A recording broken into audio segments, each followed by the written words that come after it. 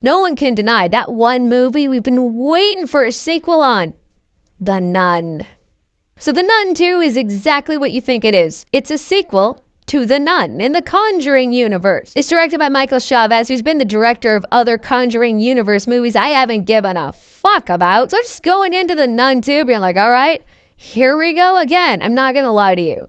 For the first half of this movie, I was bored out of my skull. Probably would have helped this being a sequel to The Nun if I had remembered anything about the first Nun movie, but when I say I'm just not going to remember this one in T-1 day, I mean it. I didn't remember anything. The movie does do a good job at filling you in. It's almost like they understand that. I appreciate that. They understand people are going to fall into two camps. People who haven't seen the first Nun movie and people who don't remember the first Nun movie. But yeah, for the first half of this movie, in terms of the horror, it's all horror movie techniques that you've seen a billion times before. Is it even possible for us to see something a billion times over in this short blip known as life? By God, when it comes to movies, sometimes it feels that way. My thought was Tasia Farmiga's too good for this. In fact, I don't mind saying she carries most of the film. She was really good, compelling, has that sense of vulnerability, but the things that are happening at this boarding school, she's not even there yet. You're hanging out at this boarding school. If you're not inundated with horror movie techniques you've seen a billion times before, you're dealing with, that's right,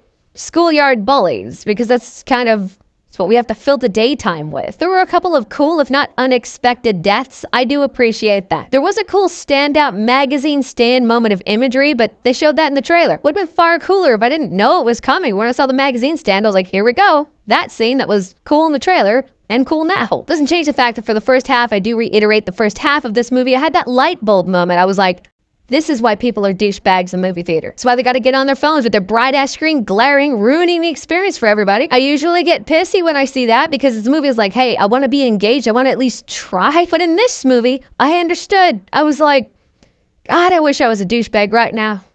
Go for some eBay sniping in the movie theater right this moment. For the life of me, I finally understood you still shouldn't do that. That's a dick move, but I'm just saying, boredom can drive you to really dark thoughts like going on your phone in a movie theater. But I gotta say, the second half of this movie, far better than the first half. It's never scary. In terms of a horror movie, if you're looking for that horror movie that's gonna scare the living shit out of you, this is not it. Nothing in this movie scared me, but in adult life, you come to grips with the fact that movies, generally speaking, are less scary at this point because the things that scare you are not that. Things that scare you are no longer ghosts in the shadows anymore. You wake up in a flop sweat like, oh God, I did pay that bill. Okay.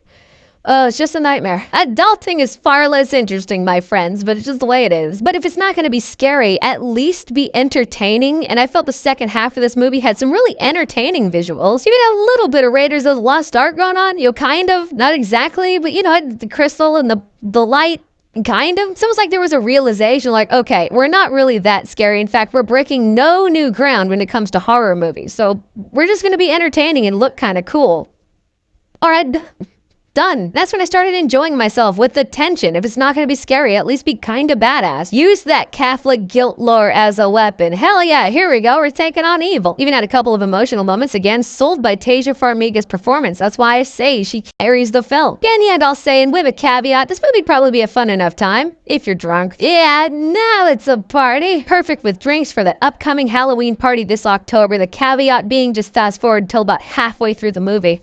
From then on, probably have fun. So you've been waiting patiently with bated breath and you finally get to talk about The Nun 2. Have you seen it? What did you think about it? Whatever you thought, comment below. Let me know.